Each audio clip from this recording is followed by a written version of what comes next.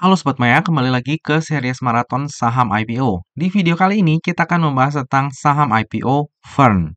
Jadi PT Verona Indah Pictures atau Fern ini didirikan pada 10 Oktober 2010 dan bergerak dalam bidang rumah produksi, yaitu memproduksi, pasca produksi, serta distribusi film, video, dan program televisi oleh swasta.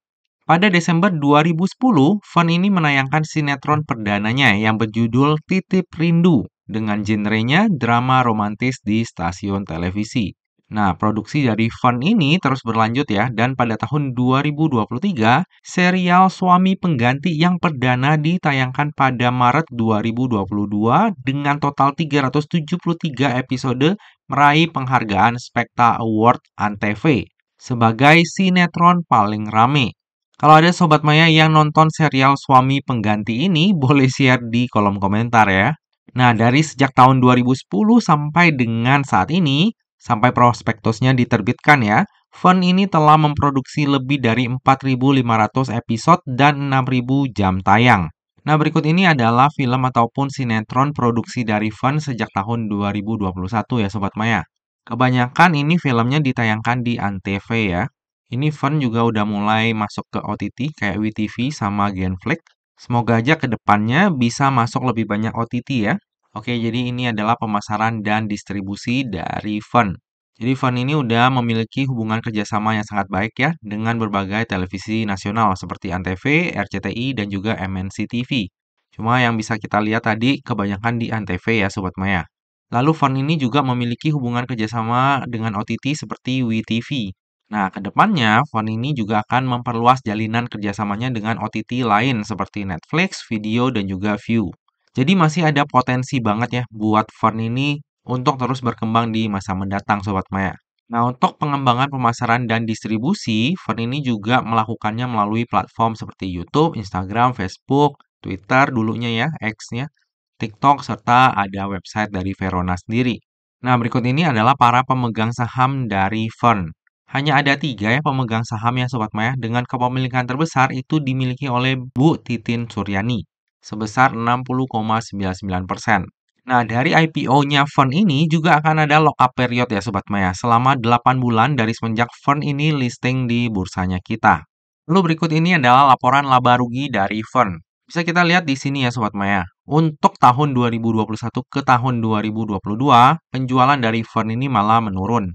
Tapi di tahun 2023, penjualannya itu kembali naik, bahkan melebihi tahun 2021. Dan harusnya di tahun 2024 ini, penjualan dari Fund ini akan lebih besar dibandingkan dengan tahun 2023. Lalu jika kita lihat dari sisi laba bersih, malah laba bersih dari Fund ini selalu meningkat ya dari waktu ke waktu nih Sobat Maya.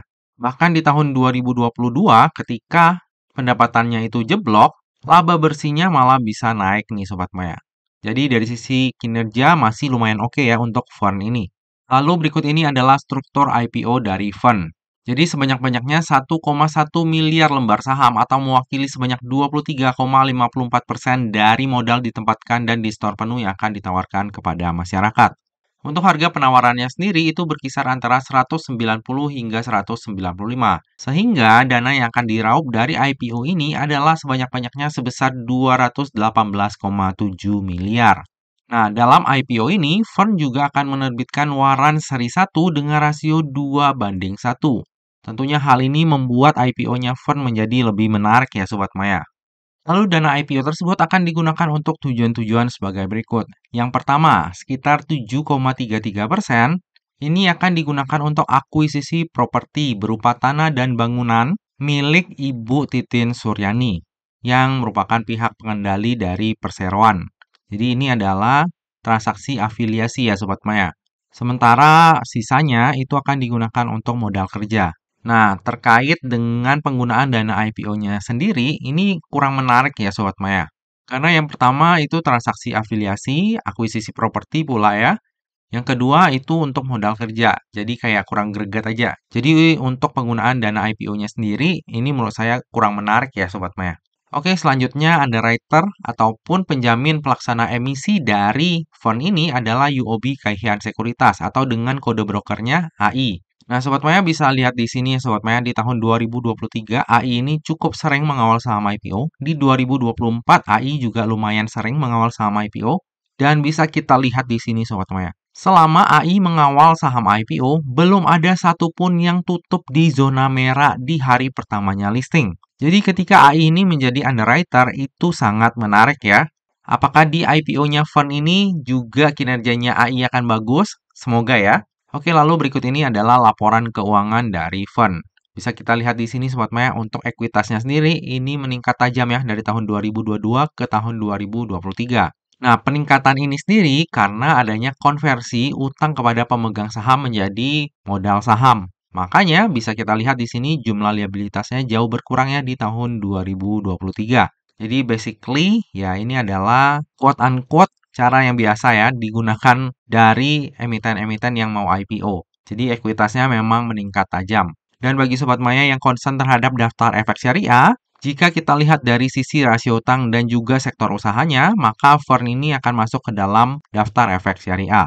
Oke, lalu berikut ini adalah valuasi dari Fern di rentang harga IPO-nya, yaitu di antara 190 hingga 195. Nah, jadi jika nantinya fund ini listing di harga terendahnya yaitu di harga 190, maka PER-nya itu akan berada di 26,04 kali dan PBV-nya di 1,72 kali dengan market cap sebesar 905 miliar. Sementara jika fund ini listing di harga tertingginya yaitu di harga 195, maka PER-nya itu akan berada di 26,73 kali dan PBV-nya di 1,75 kali dengan market cap sebesar 929 miliar. Nah, dari sisi valuasi yaitu PER dan PBV-nya, ya fund ini lumayan standar lah ya Sobat Maya untuk ukuran saham IPO. Cenderung lebih murah sih. Tapi kalau misalnya kita lihat dari sisi market cap-nya, ini lumayan gede ya market cap-nya fund ini Sobat Maya. Oke, dari tadi udah banyak hal yang kita bahas, sekarang tiba juga kita ke bagian kesimpulan. Kesimpulan yang pertama, menurut saya pribadi, dari sisi bisnis, fund ini masih cukup menarik ya Sobat Maya. Kinerjanya itu masih berpotensi untuk tumbuh dan usahanya juga masih mungkin sekali untuk berkembang. Apalagi kalau misalnya nanti film-film produksi dari Fern ini bisa masuk ke kayak Netflix gitu, ya harusnya kinerjanya bakalan makin lebih bagus lagi. Kesimpulan yang kedua, valuasi dari Fern ini cenderung standar ya untuk ukuran saham IPO. Tapi dari sisi market cap, lumayan over value. Lalu untuk tujuan penggunaan dana IPO-nya juga agak kurang menarik ya Sobat Maya. Terlebih ada transaksi afiliasi yang dipakai untuk membeli properti dari pengendali dan sisanya untuk modal kerja. Kesimpulan yang ketiga, underwriter dari IPO-nya Fern ini adalah AI. Nah, saham-saham yang dikawal oleh AI dalam beberapa waktu terakhir ini cukup memuaskan ya, atau bahkan bisa kita bilang sangat memuaskan.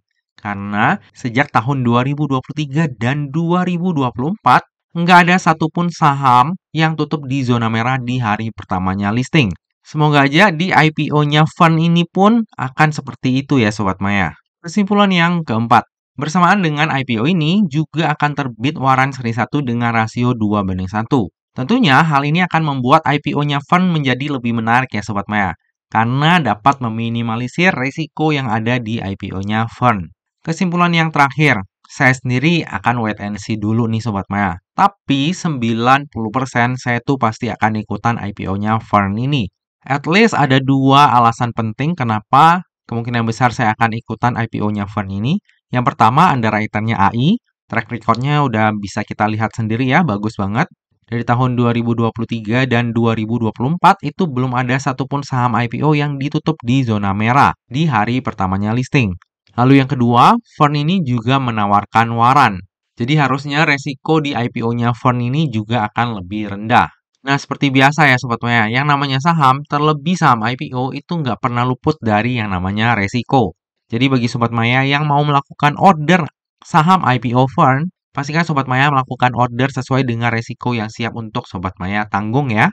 Lebih lengkapnya nanti saya akan order atau enggak untuk IPO-nya Fern ini akan saya share di tab community ataupun IG saya pada saat masa offering nanti. Nah Sobat Maya, demikianlah video review saham IPO Fern. Semoga aja video ini dapat bermanfaat bagi Sobat Maya semuanya dan dapat menjadi insight baru dan bahan pertimbangan nih apakah nantinya Sobat Maya akan membeli saham IPO Fern atau enggak. Nah, Sobat Maya, demikianlah video kali ini. Akhir kata, jangan lupa untuk selalu jaga kesehatan, jangan lupa untuk selalu bahagia, dan semoga perjalanan investasi kita selalu cuan bareng-bareng ya. Sampai jumpa di video review saham IPO selanjutnya. Dah.